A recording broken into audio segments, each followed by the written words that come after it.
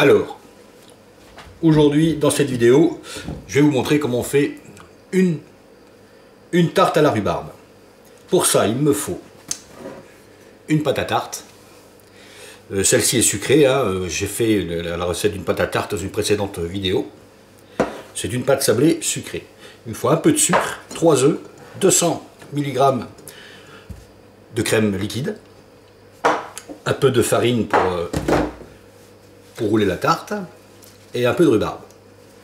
En ce moment, la rhubarbe, il y en a partout. Hein. Bon, il y a peut-être un petit peu trop d'eau dedans. Il pleut beaucoup. Un fond de tarte, amovible, c'est mieux. Moi, je vais en faire une petite, hein. Vous pouvez faire une plus grosse, ce que vous voulez. Voilà. On étale la pâte avec. On étale la pâte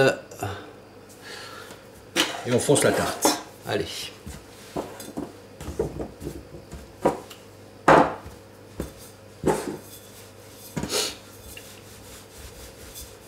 Alors, dans une précédente vidéo, je vous ai montré comment on faisait pour foncer une tarte. Vous avez qu'à vous retourner sur cette vidéo là, au tout début de la chaîne. Vous avez tout ce qu'il faut. C'est juste pour vous montrer une pâte à tarte. Une tarte à la rhubarbe.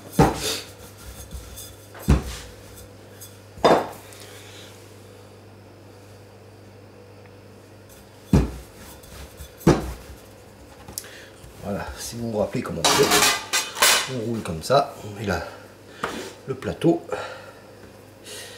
et on met dessus. Faut pas que ce soit trop épais, un peu d'épaisseur quand même, il faut que votre tarte elle tienne, et on fonce.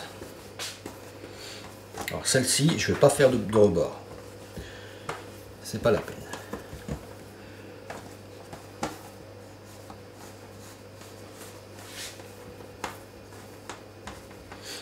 Voilà, on cale bien au fond comme ça.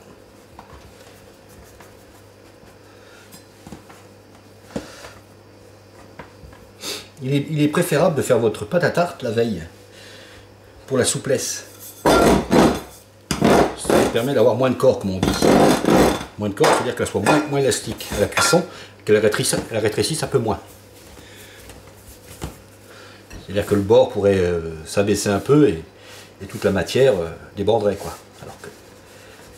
Donc c'est préférable de la faire la veille. Vous pouvez même en faire d'avance, hein, et vous les metteriez au congèle.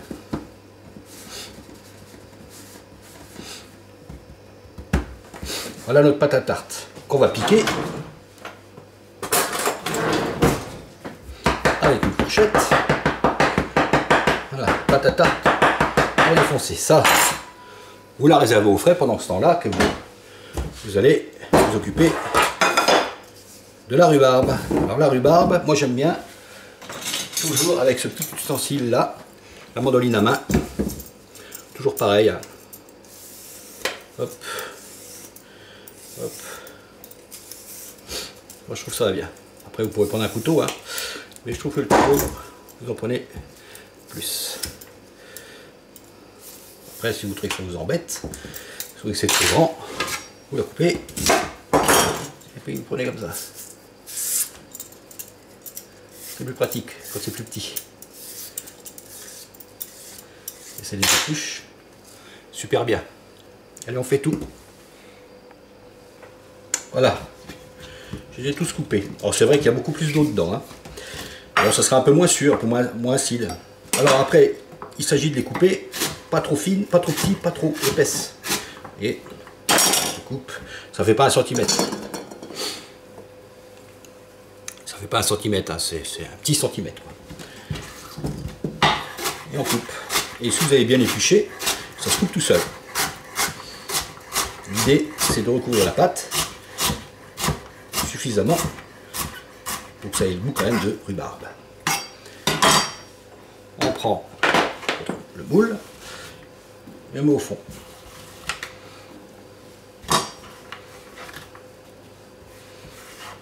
Et un petit peu, on va mettre 2.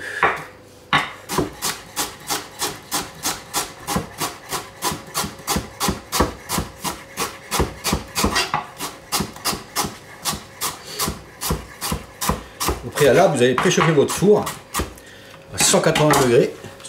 Pour les thermostats, c'est 7 ou 8, selon les fours.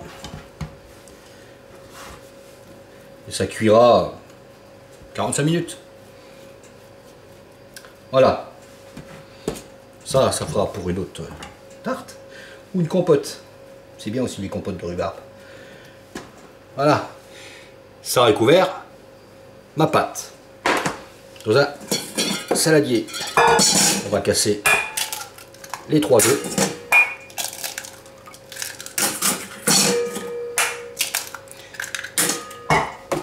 On ajoute 100 g de sucre. Les 20 centilitres de crème ou 200 ml.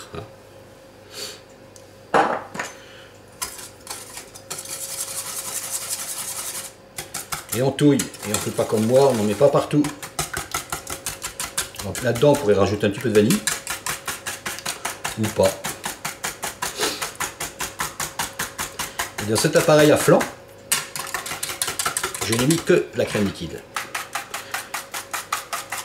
On aurait pu couper un petit peu avec de la crème, avec du lait, mais vu que les rhubarbes sont gorgées de flotte,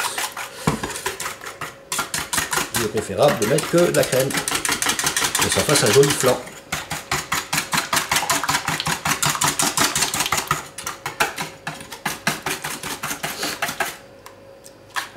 Une fois que c'est bien mélangé, on le met sur ma tarte. Est-ce que ça va faire assez? Nickel.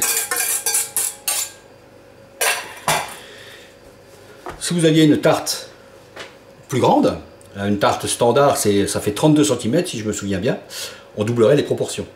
Hein, pour pouvoir remplir comme ça, quoi. Ça, on le met au four pendant 40 minutes et on se retrouve à la sortie du four dans 40 minutes. Alors, 40 minutes plus tard, elle est cuite. Là, voilà.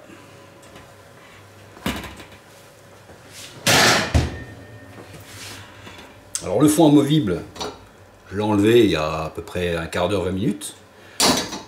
Et là, voilà. Cuite. J'espère qu'on voit bien.